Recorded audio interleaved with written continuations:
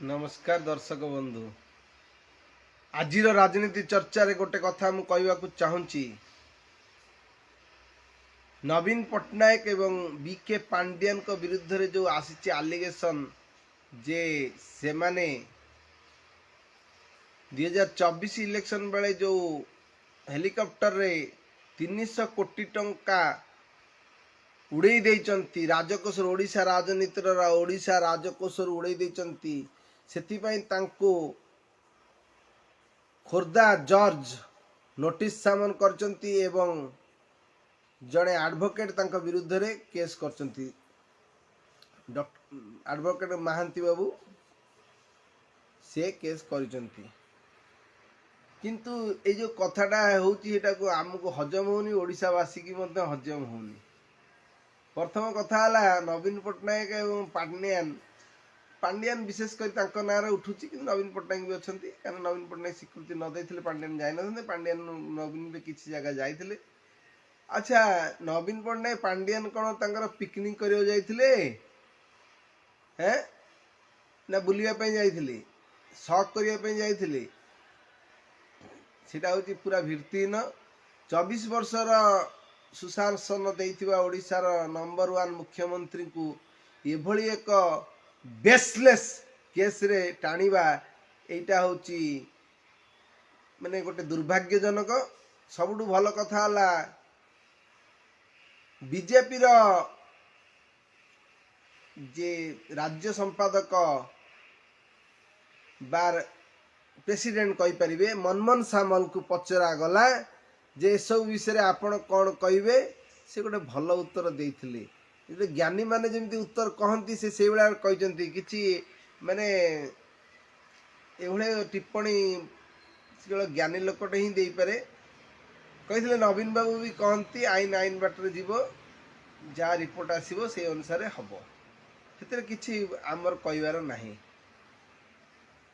मनमोहन सामल जड़े ज्ञानी व्यक्ति एवं जड़े वरिष्ठ नेता वर्तमान राज्यसभा रे सांसद अछंती किंतु सी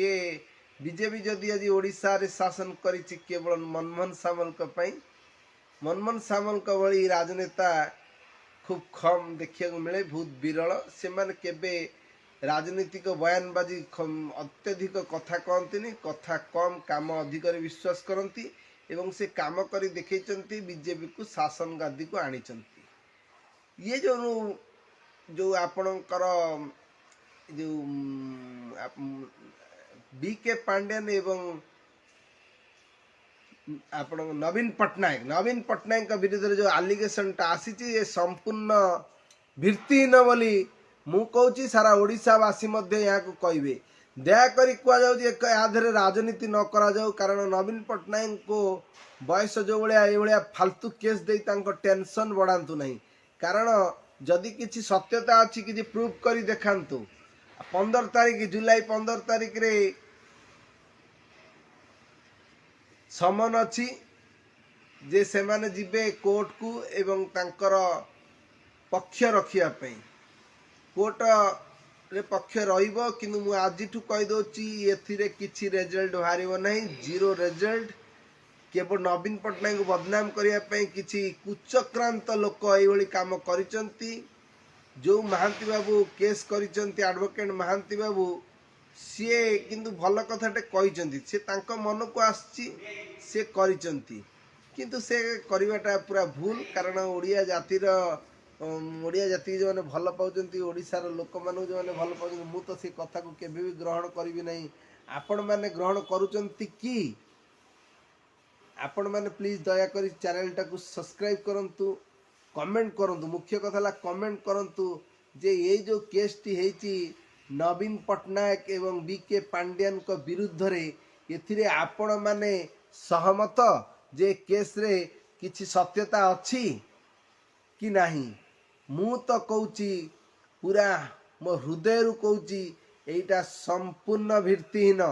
तो नवीन पट्टनायक को बदनाम करिया पई एटा पंचायत इलेक्शन आसुची टाइम रे केसटा ओपनिंग हेले नवीन पट्टनायक बदनाम हेबे एवं भोट कटियार आशंका करी ए सब जिनस करा जाय थाई पारे एटा मोर ओपिनियन मु का ओपिनियन कथा कहू नहीं किंतु गोटे कथा मानि दियंतु राजनीति अलग जगार जड़े पर्सनाल लोकर चरित्र अन्य जगार नवीन पट्टनायक भली गोटे ग्रेट लोक महानायक विरुद्ध रे एभली अभियोग आनिबा एक हास्यास्पद एवं एटा मु केबे ग्रहण करिवि नहीं जहाँ भी हो जाऊ मु आको तीव्र विरोध करुची एवं ए कथाटा आपण माने ओडिशावासी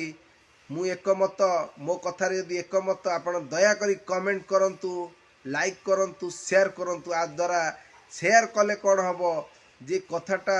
समस्त कति की पहुँची पारिबो सारा ओडिशावासी डिसीजन नेबे ये कथारे केते सत्यता अच्छी केते मिथ्या अच्छी तेणु नवीन पट्टनायक विरुद्ध रे नवीन पट्टनायक तो हारी जाइछंती से तो राजनीति प्राय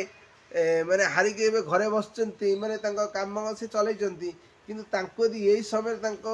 माने ए बयस रे यदि एभली मिथ्या अभियोग तांको प्रति अणा जाए या भारी दुर्भाग्यजनक कारण 24 वर्षर मुख्यमंत्री को विरुद्ध रे आउ किछि एलिगेशन नहीं हेयर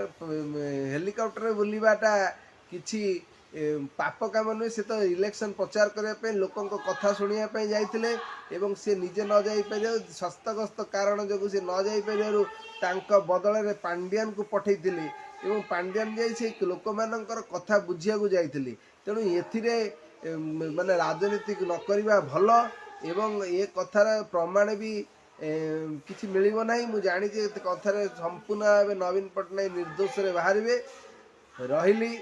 जय जगन्नाथ।